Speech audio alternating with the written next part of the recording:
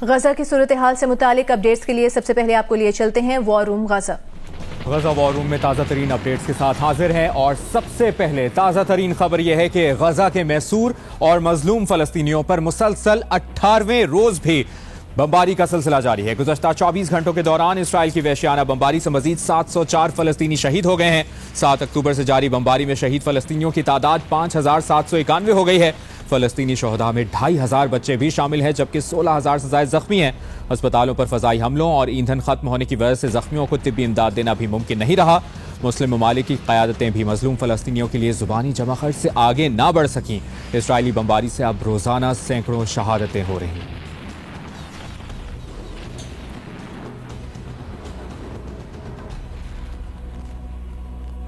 अमरीकी वेबसाइट का कहना है कि इसराइल हमास की कैद से यरगमालियों की रिहाई तक गजा पर जमीनी चढ़ाई को मुलतवी करने का इरादा रखता है। इसराइली हुक्काम का अमरीकी वेबसाइट से गुफ्तगू में कहना था कि इसराइल इस बात पर रजामंद है कि यरगमालियों की रिहाई तक गजा में जमीनी ऑपरेशन कुछ रोज के लिए मुलतवी कर दिया जाए। इसराइल और अमरीकी सदर जो बाइडन इंतजामिया गजा से यरगमालियों की रिहाई के लिए हर मुमकिन कोशिश करना चाहते हैं। अगर हमास बड़ी तजावीज़ देता है तो इसराइल इस पर बात करने को तैयार है। इसराइल ने मिस्र से भी कहा है कि हमास कैदियों का तबादला चाहता है तो इसे तमाम खवातीन बच्चों को रिहा करना होगा। हमास की कैद में 200 से ज्यादा यरगमाली मौजूद हैं। और आज की अहम तरीन अपडेट आपसे शेयर करें। Army chief general Asim Munir से फलस्तीन के सफीर ने मुलाकात की है। ISPR के मुताबिक आर्मी चीफ ने गजा में जारी जंग के दौरान फलस्तीनियों के जानी नुकसान पर इजहार ताज़ियत किया। आर्मी चीफ ने इसराइली फौज की जानिब से मासूम शहरियों के बेदरेग कत्ल पर इजहार तशवीश किया। आर्मी चीफ ने इसराइली फौज की जानिब से शहरी आबादी को निशाना बनाने पर तशवीश का इजहार किया है। आर्मी चीफ ने इसराइली फौज की जानिब से स्कूलों, यूनिवर्सिटीज, इमदादी कारकुनों और अस्पतालों पर हमलों पर इजहार तशवीश करते हुए कहा कि गजा से फलस्तीनियों का जबरी इनखला इंसानियत के खिलाफ जराइम का अक्कास है। आर्मी चीफ ने कहा कि आलमी बिरादरी इसराइली फौज को जारी मजालिम की हौसला अफजाई से बाज रखने के लिए मुतहरिक हो। आर्मी चीफ ने 1967 से पहले की सरहदी बुनियाद पर कायम फलस्तीनी रियासत की हिमायत का अयादा किया और कहा कि इसराइल की खुदगर्जी और तंग नजरिए के तहत जबर हो रहा है। इसराइली फौज के मजालिम इंसानियत और शहरी इक़दार की खिलाफ वर्जी की अक्कास है।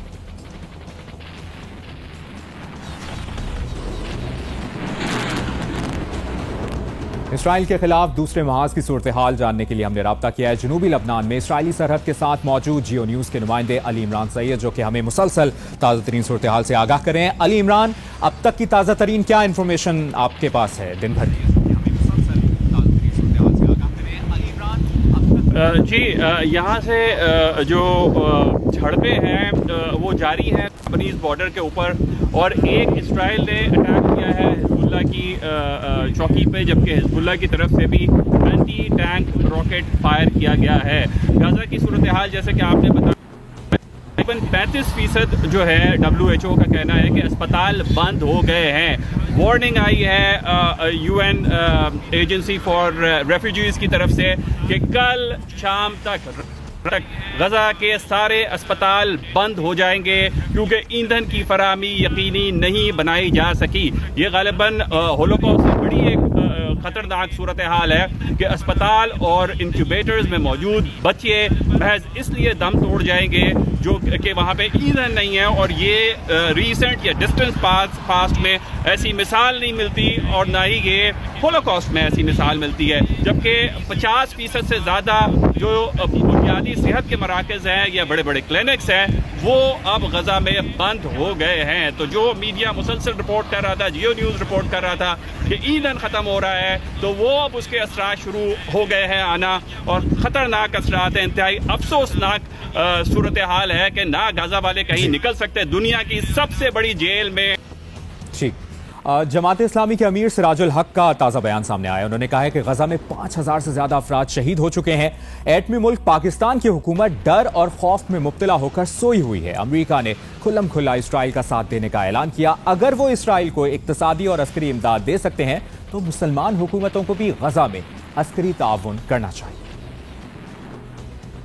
हमारी हुकूमत सोई हुई है, खौफ और डर में मुब्तला है, अपनी जिम्मेदारी पूरी नहीं कर रही है, जहां जाना चाहिए था वहां नहीं जा रही है। अब तक उन्होंने कोई एक भी ऐसा काम नहीं किया जिससे उम्मत को पैगाम पहुंचे कि पाकिस्तान एक एटमी पावर है, सबसे बड़ा इस्लामी मुल्क है, वो अपनी जिम्मेदारी अदा कर रहा है। अगर वो वहाँ पर अस्करी और इक़्तिसादी इमदाद दे सकते हैं तो हमारे मुसलमान हुक्मरानों को भी इक़्तिसादी बहाली और अस्करी ताउन करना चाहिए। गजा वॉर रूम से ताज़ा तरीन अपडेट्स आपने जानी। आप जियो न्यूज़ के साथ रहिए।